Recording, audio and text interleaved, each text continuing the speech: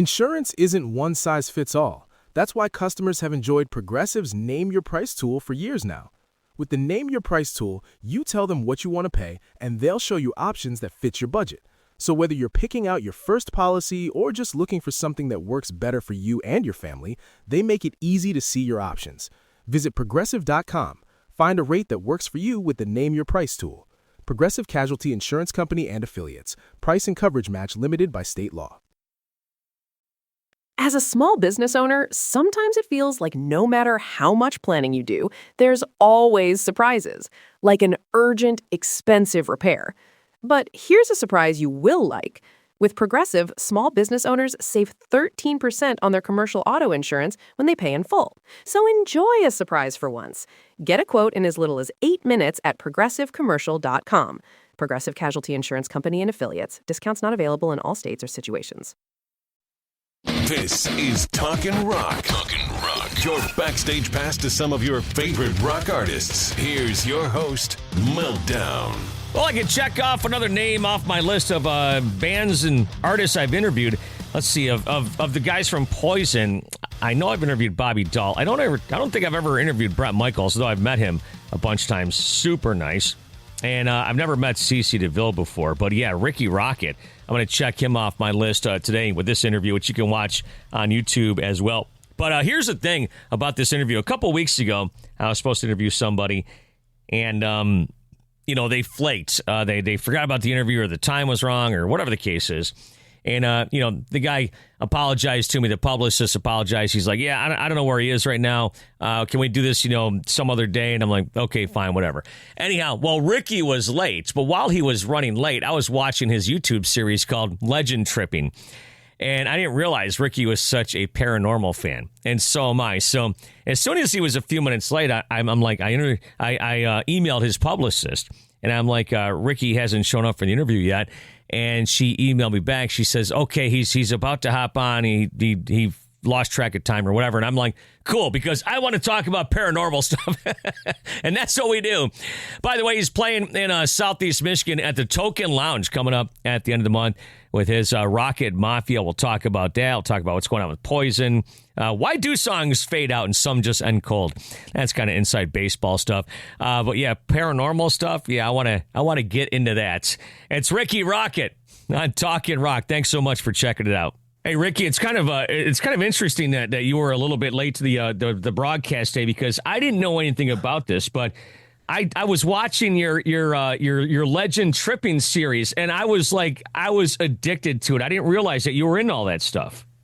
Oh yeah, it's a lot of fun, and you know what? There's some interest too, as far as like maybe a TV series or something like that. So, I haven't been doing as much content because we've been talking about that. Yeah. But I don't like to say anything until like something's really gonna, well, I just did, I guess. But but since you brought it up, you know what I mean? So no, dude, I'm super infatuated in that stuff. I actually host another podcast called Haunted Michigan. And I talked to, paranormal people around the Michigan area. But you, one episode you did last year about Gettysburg, I was at that Farnsworth house. If you give me a second here, I actually had a small experience there on the third floor. Did you take the trip? Did you start on the third floor? And did they tell you how everything worked out there? Yes, we did. We did all the Farnsworth buildings and stuff like that over the week. We weren't there a week. We were there like 5 days. My daughter and I went along with the TAPS team. So we were there. We saw so much stuff that week. It was crazy. Yeah. It was really good. Yeah, I was up on that third floor, and we were getting ready to take the tour, and the woman was, or the guy, I can't remember if it was a man or a woman. They were explaining to us, for people that don't know, the north was on the south side and the south was on the north side. It kind of got switched around in Gettysburg, and they would shoot down the street through this window that's in this Farnsworth building. And when a soldier was killed, they drag him across the floor over, and they piled the bodies on the one side. And people that stay there, they say that they hear stuff all the time in there, even 2, 3 in the morning. Anyways, as the guide's talking, this kid in the middle of the room stops him and he looked like he had just seen a ghost. And he said, "Somebody has their hands on my shoulders."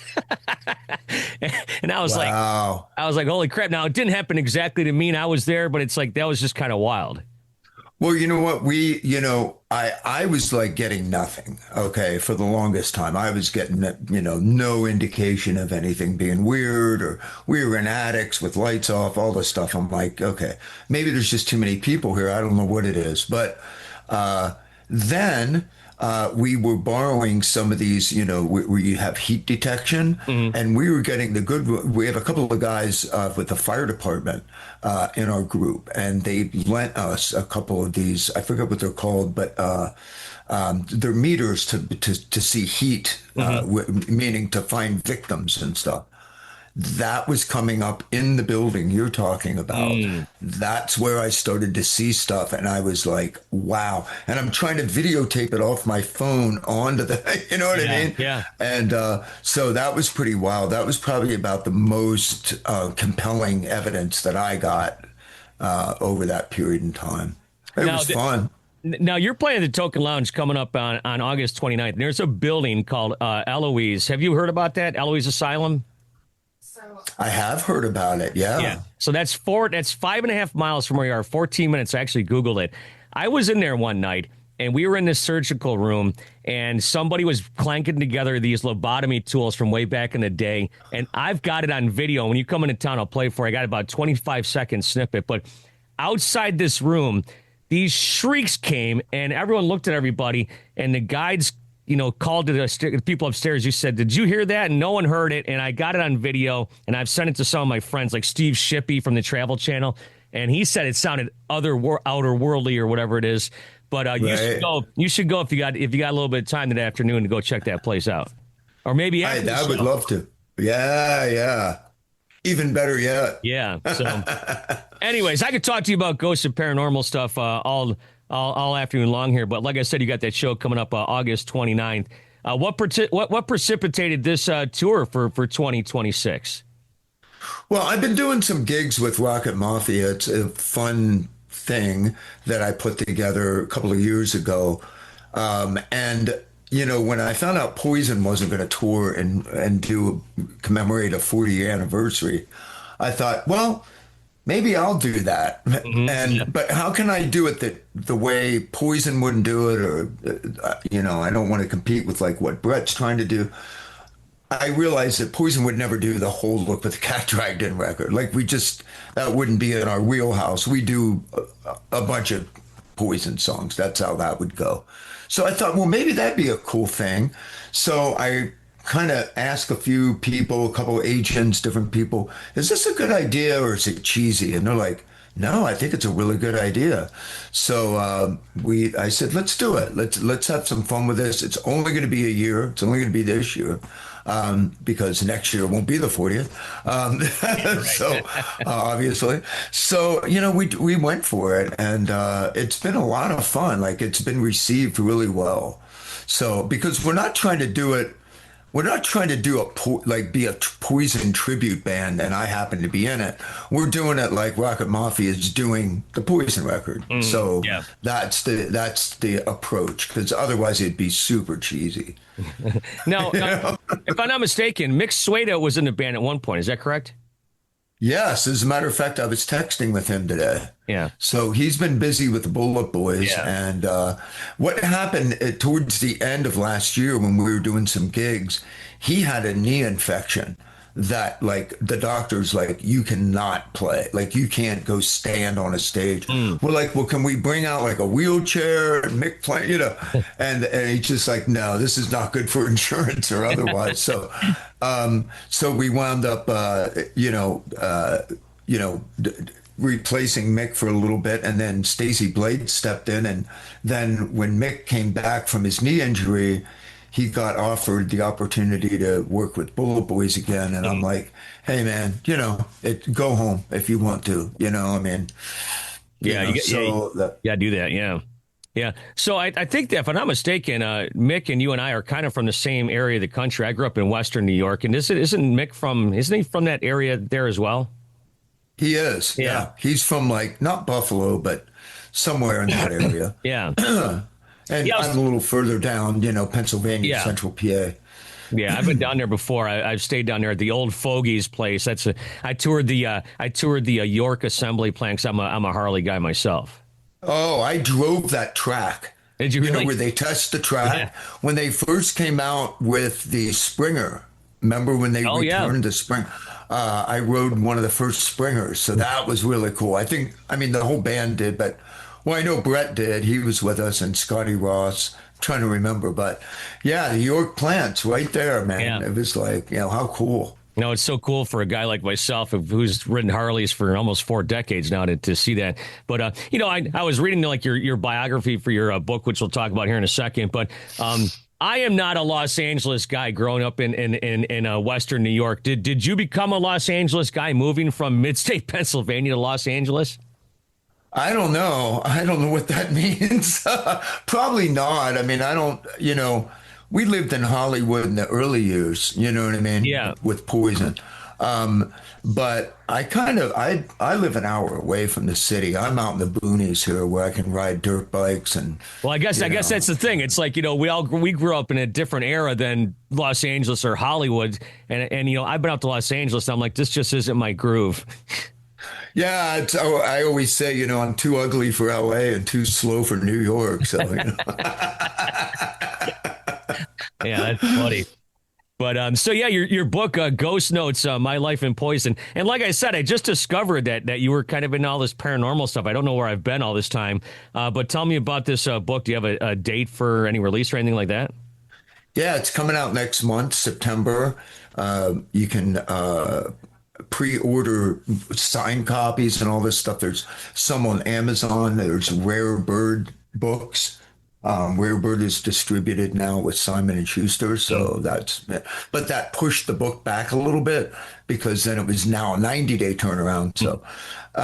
So the book, Ghost Notes are kind of like the notes between the notes when you're a drummer, and that's kind of what this is. It's kind of like all my footnotes of different things, throughout Poison's career. And some of it is more poignant moments in my life and what I was thinking and feeling during certain times and what kind of molded me and all that sort of stuff. So it's not like a tell-all book. I'm not out trying to bash anybody or do any of that kind of stuff. But I think people will find it interesting because there's a lot of personal triumphs, a lot of personal struggles, and filling in the blanks with some of those questionable Poison moments that just, I go, why do they keep repeating the same narrative? Like nobody punched anybody after the awards. Like it just, it sounds great for press, but Yeah. I like the use of the double entendre too, the Ghost Notes. I guess I never would have put that together. Oh yeah, so we do talk about actual ghosts as well. So yeah, it is a double entendre. Yeah. I think I heard a comedian or someone once say, if you ever get lost in conversation, ask somebody if they've ever had a paranormal experience. So we kind of touched on it a little bit. So have you had like a paranormal experience? I have, yeah, several times. Several, yeah. I've outlined some of it in the book, but, I'm in a paranormal group. But, because I'm because I'm a legend tripper, I sort of approach things. I don't want to say I'm pessimistic, but I come in to a case not thinking anything. Mm-hmm. I don't think that it's a ghost or not a ghost or this or that. I just kind of come in and go, okay, so the ghost is supposed to appear on the train tracks at midnight. Let's sit on the train tracks at midnight, make sure that we're listening for a train so we don't get hit and or whatever. I'm making this up, right? But so that's kind of what we do, or kind of what I do. And I think that I've been invited into this group because I come from a more, skeptical end of the spectrum, I don't just take everything. Oh, there's ghosts in here. Maybe, maybe not. Maybe, there's lots of things, you know. Dude, I am totally with you. And the one episode the one episode that I was watching earlier today, you go, look, I'm not one of these guys that's going to act all excited about something. I'm completely 100%. I'm just like you. I'm skeptical, but I will listen and I will be there. And like I told you, that video I have, I don't know how to explain it. You know, it is what it is, I suppose. But so you're in the Atlantic Paranormal Society, TAPS, is that correct? Yes, West Coast version, which is like a. Does that make any sense? But yeah. No, that doesn't actually.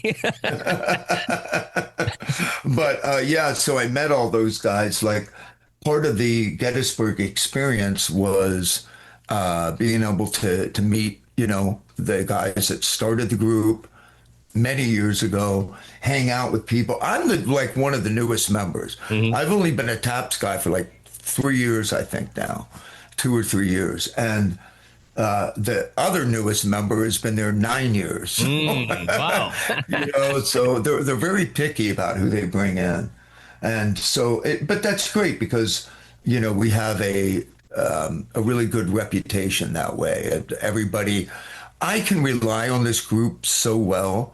I don't ever have to walk into a situation, think somebody's going to run out scared and leave me or do something stupid. Like I don't have to worry about that. Everybody's so solid in this group, you know? Yeah. And I love it. So. Yeah, I just around Thanksgiving time last year, I went to Salem. I'm sure you've been there a bunch of times. Love it. Yeah. Yeah, that was really cool. I stayed at the Hawthorne because my wife told me. Of course. Yeah, my wife said she Googled the most haunted place in Salem, and she goes, and you're staying there. Well, if you come out to California, then you got to stay at the Glen Tavern Inn. I saw, yeah, I think I saw you talking about that as well, and that's great. So getting back to your book and stuff, so obviously, like you said, you covered the ghost stuff. You covered, I'm sure there's a ton of rock and roll stories in there. Tons, yeah. There's a lot, but it's from, you know, again, it's from my perspective. It's not, the thing is it's some of the most interesting parts of our career were when we were sort of cutting our teeth and figuring it out on the East Coast.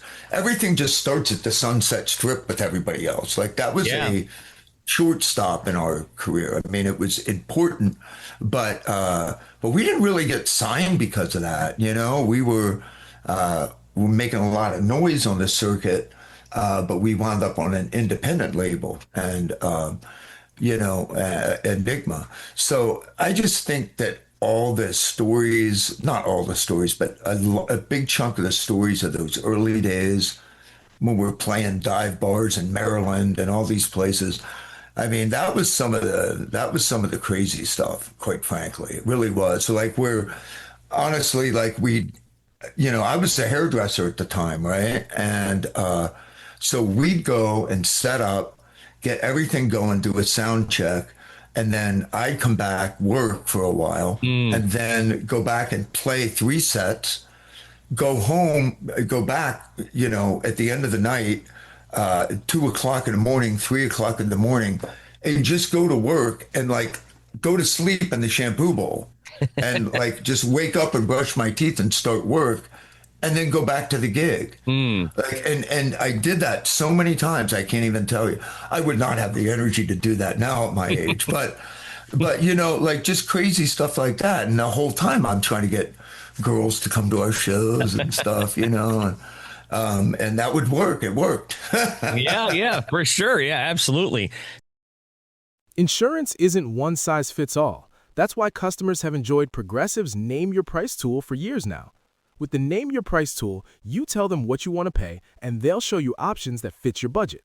So whether you're picking out your first policy or just looking for something that works better for you and your family, they make it easy to see your options. Visit Progressive.com. Find a rate that works for you with the Name Your Price tool. Progressive Casualty Insurance Company and Affiliates. Price and coverage match limited by state law.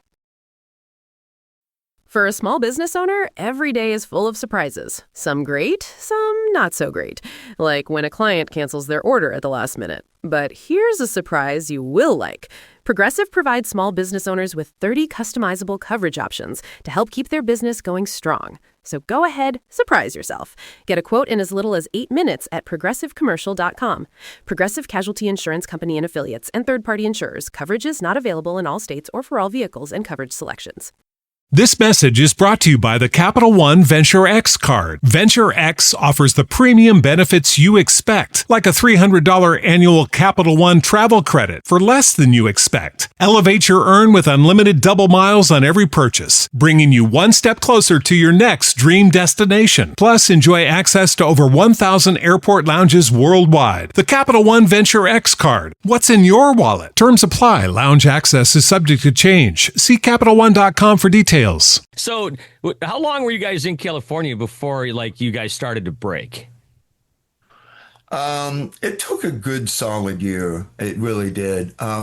What we were doing was we were, because since we came from a circuit where you had to do a bunch of cover songs, and LA is not that. You do a 40-minute set of all your own songs, basically.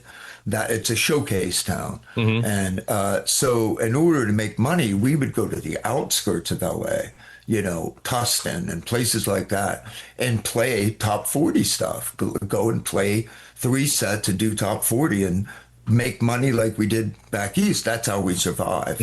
And other bands were just playing once a month in Hollywood. And we're like, we can't just sit in our hands that long. There's no way. Yeah, you know what I mean? So that's what we did. We had, I think, a really good work ethic. I think that was a big part of our success for sure. Now, when you were in when you were in Pennsylvania, were you running across bands like Cinderella or Kix or bands like that, or were they a little bit before you, or what? Well, Kix was before us, but we opened shows for them. Okay. We opened shows for the Sharks and a bunch of different bands. Cinderella, no.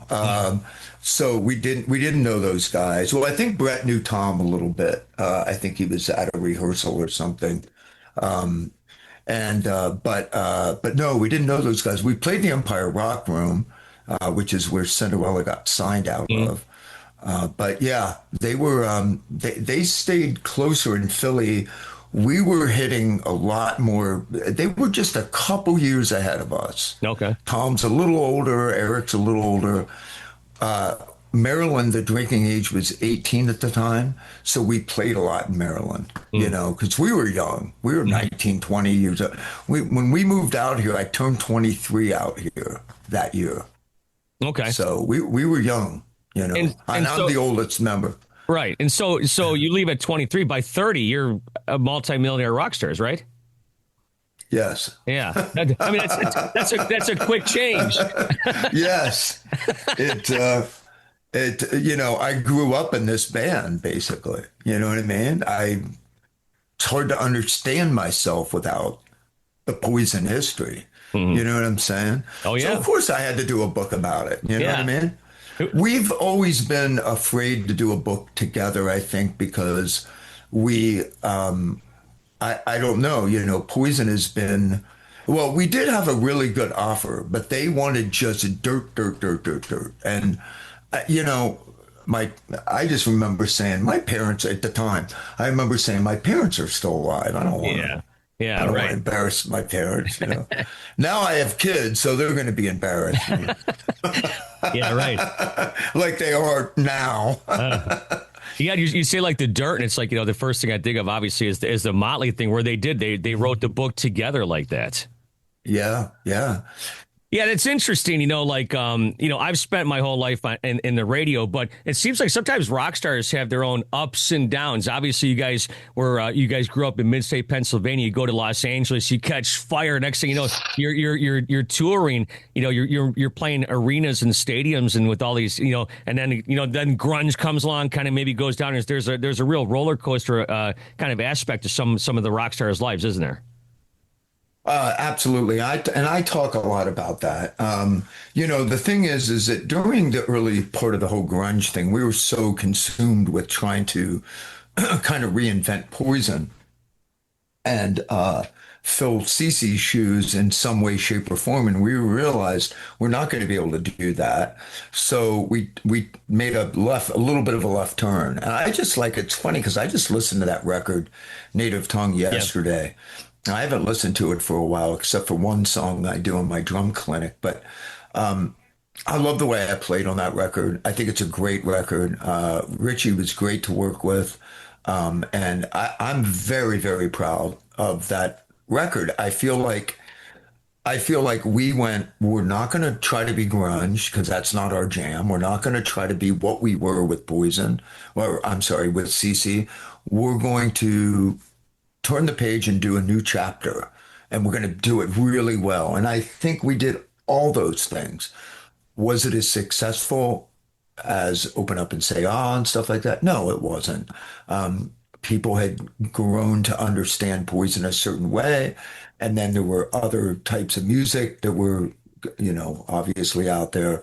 And so, there was a lot of ingredients for why, but it still quietly sold 1 million records like in the first few months. It's not like, and we were still on MTV and we did get treated differently than some of the other acts that followed us. You know what I mean? So we got it. And it was well received by a lot of people. A lot of critics liked it. To this day, I think a lot of people like that record. And again, I do too. I'm sitting there listening. I go, I really like what I played on that. Like, that's cool. You know what I mean? Yeah. I listen, go back to look what the cat dragged in, and I go, oh my God, why did I play that? You know what I mean? But it's 40 years later. What do you want? Right? Yeah, it's almost like when Motley releases Hooligans. It was like it was a great record, wrong time. The whole thing. It was a great record. Yeah. I mean, anything with Karabi. I mean, it was like there was some really good stuff there. Absolutely. So, yeah, I mean, sometimes it's just perception and timing and all that kind of stuff. But I mean, we had a great producer. Richie Zito was fantastic to work with. And I mean, I think everybody was playing and Brett was singing. Everybody was we were at our prime, I feel like. And I feel like so much of it and great video, like the Stand video is incredible.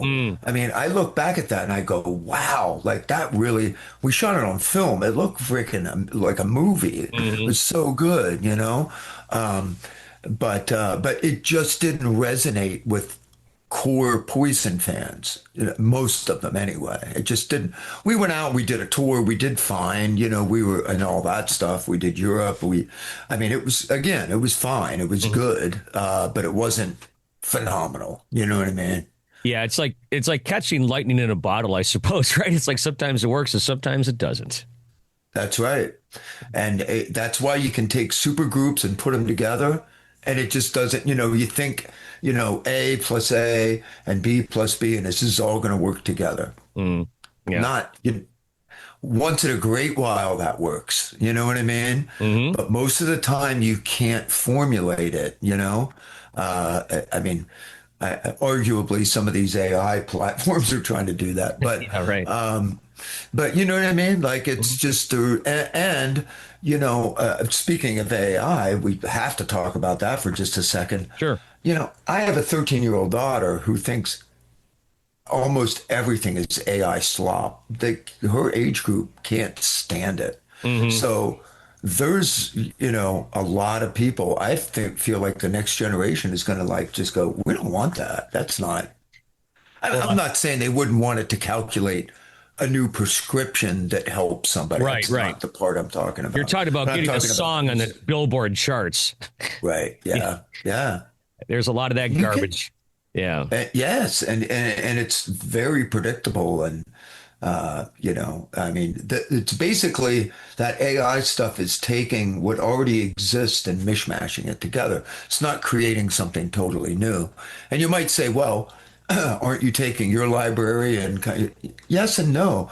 I mean, AI is never going to create a culture, a movement the way the 60s did, or punk rock, or grunge even, or, any of that kind of stuff. It's just, or the glam movement. Like it's, that stuff was social as well as musical, and AI is not going to be able to do that, I don't think. Well, I hope you're right. Perhaps, yeah. I hope you're right, because it's garbage, like you said. But you just mentioned some of your drum parts on Look What the Cat Dragged In. When you do this Rockett Mafia, do you change anything, or do you just kind of stick to the script? No, I change it, not dramatically. I don't want people to go like, you know, Right. but sure, I make it. I think it feels better. I think it, some of the fills are better. You know what I mean? I just think it's better. Yeah. Yeah. And when you guys came out, obviously you put out the debut record and then you guys put out a few more records, right? Nowadays, it seems like bands wait like 5 or 6 years to put out a record. Do you notice that too? It's like, I wonder why that is. There's not a lot of money in records these days, Yeah, that might be it. unfortunately. But I think what it is more than anything is I think bands should do records and release more music. It lets everybody know you're still there and you're still thinking about the fans and you're still creative and you still have all that and prove to everybody it's not just about the money. I mean, it used to be like, you do a record and, you get an advance and, and whatever you don't use, it's yours, right? At least for a while until you pay it back. But but there's you don't get really advances to any real degree anymore. Not like the old days. There's no now. Our first record was 25 grand, and back in the day, that may have been what 5,000 would be today, probably. And I know that sounds backwards, like it should be 50,000. Yes, it should be this now, but it's not. Like it's just there's no because of streaming. I mean, Poison has a pretty good deal with streaming, but most bands cannot cut a decent streaming deal. Yeah. And it's so it's more like the music's almost like an advertisement. It used to be the other way around. You go on tour to advertise your record. Now you put out a record to advertise your tour. I mean, that's pretty much how that goes now. Yeah, and one of the things I brought up was with when you guys put out a bunch of records, like at one point you just have to say that you're done with it, right? You're recording, and like you said, you look back on it and go, man, I wish I would have changed that. But at one point you got to say you're just finished, right? You kind of do, and the producer is really in charge of that. But I always tell people, always really listen to what is on a record, especially if it's a hit. Because that's what everybody finally decided was the best thing, right? Yeah. So there's something to that. So I've always tried to do that. I always try to listen to like, what did that drummer finally settle on and why? Why did the producer say that's it? And it dawned on me one time. One time Richie Zito was listening back to one of our tracks and I said, can I do that better? He goes, I'm not really listening to the drums particularly. I'm just listening to make sure nothing bothers me about them. And I'm like, what? He goes, I don't want distraction. If it's distracting the song, it's not going to work. And I was like, drummers take note. If you're distracting from the song, you're not being a good drummer. Yeah. I have to wonder sometimes when I listen to a song on the radio or, when I play one or whatever, it's like, what was the decision besides fading a song out or ending it cold? I've never recorded a song, but it's like, I guess you just have to live with whatever decision you make, right? Yeah, fade outs are so 50s, right? And 60s, there was all those fade outs, you know what I mean? Yeah. And so it's kind of, or modulation changes and stuff like that. But yeah, no, I think if you just like really don't have an ending, especially if you're just jamming out at the end, it's like, oh, let's just fade it, Well, I'm thinking, what do I think of Fallen Angel or something? That fades out, right? It's like, just thinking about some of the songs, it's like, why didn't you guys just end it? Or why'd you choose to fade it out? It's like the ever never ending question, I suppose. I think maybe critically thinking about it, like when you're listening to like a chorus that's vamping out like that, you want to keep that in somebody's head. Okay. You know what I mean? So, but like a Rush song, for example, may not work as well faded out. Like you want a succinct ending, you know what I mean? Yeah. Because it's not like a shout chorus or something like that. So, like, so yeah, it's a good observation. I'd never really hardcore thought about it, but yeah, if you really want that chorus to stick in somebody's head, fade it out. I've always thought like the song fade down, then it's at one point the band just gives up and they just walk away, but by then it's already faded out, so we don't know what happened. Well, listen here, I'm going to start to close things down, but, obviously everyone's talking about it. Maybe next year you guys get back on the big stage. What do you think? Hey, let's do it. Let's do it. I know. I talked to Frank Hannon. Have drums will travel. do you miss the big stage when you're not playing on it? Oh, absolutely. Yeah. I mean, I'm used to it, and it's woven into my very fabric, I tell you. And but what is it like playing in some of these smaller clubs? What's the advantage of that, or what's something you like about that? It's scarier, I swear. It is. The pressure is different. Everybody's looking at you. It's like, okay, I'm here, dazzle me, Whereas like a concert has an outdoor concert or a bigger venue has a different mentality when you're going in. You're already decided, I'm having a good time, right? Like I'm getting in the car, let's go for a ride, and I expect you to take me fast. Whereas at a club, people are not sure what you're going to deliver. You know what I mean? It's like, but it's a good challenge. I enjoy the challenge for me too. And it's nice to be that close to fans. I mean, they're not a mile away. They're right there. It's like, hey, I always tell people that never been on stage before, a bigger crowd is like almost faceless. Like I've been on stage in front of 40,000 before Metallica, and it's almost easier than being on stage at the Talkin Lounge. You're right. Absolutely. Yeah. So, well, you'll be there Saturday, August 29th. And I don't know, man, I think we should try to do something at night with Eloise Asylum if we can get in there. That place is pretty wild. I'm all for it, dude. I think it'd be great. Let's do it. All right. I'll reach out to Barbara and see if we can make something like that happen. I don't know what your schedule is the next day, but I don't want to pressure you into it, but it's really close. I think you'd really enjoy it. You know what? I'd have to look. Well, we'll figure it out. Yeah, we'll figure it out. I have no idea, but I think we can make a little time. Come on. Oh, Rikki, thanks so much. Let's do a meet and greet there. Yeah. Dude, that's where I was. I was doing a thing with this band called The Funeral Portrait, and they brought a bunch of their fans there, and they split them up into two groups. That's what happened. That's where I was that night. Hey, maybe. Oh, the gears are turning. Yeah, see, there you go. It'll be fun. Well, thanks so much for your time. I appreciate it. And I apologize for messing up the time. Yeah. All good. No problem at all. All right. I love it when you can talk to somebody you've never met before, never interviewed before, and they're just a good dude. Rikki Rockett on Talkin Rock. What about that? Like I said, Talkin Lounge coming up at the end of the month, and I'm going to be there to see him. And who knows, maybe we'll take a trek out to Eloise if you're in the area. You know how much fun that can be. Got to thank Rikki for taking the time. Got to thank you for taking the time for listening today.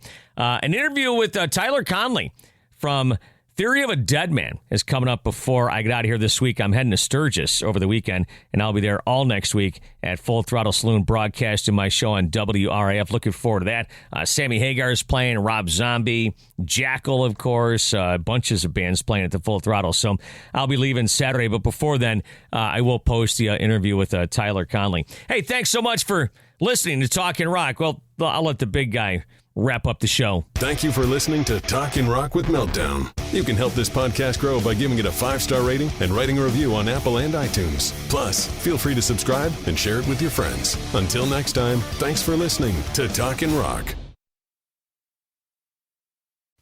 Brought to you by the Capital One Savor Card. With Savor, you earn unlimited 3% cash back on dining, entertainment, and at grocery stores. That's unlimited cash back on ordering takeout from home, or unlimited cash back on tickets to concerts and games. So grab a bite, grab a seat, and earn unlimited 3% cash back with the Savor Card. Capital One. What's in your wallet? Terms apply. See CapitalOne.com for details. This message is brought to you by the Capital One Venture X card. Venture X offers the premium benefits you expect, like a $300 annual Capital One travel credit for less than you expect. Elevate your earn with unlimited double miles on every purchase, bringing you one step closer to your next dream destination. Plus, enjoy access to over 1,000 airport lounges worldwide. The Capital One Venture X card. What's in your wallet? Terms apply. Lounge access is subject to change. See CapitalOne.com for details. Queen Carvania stood haloed by the morning sun. An army hung on her every word. My champions, I have sold my chariot on Carvana. 'Twas a lovely SUV, an inexplicably queenly offer. They're even coming to the castle to collect it. Tonight, we feast! An offer you can feast on. Sell your car today on Carvana. Pickup fees may apply.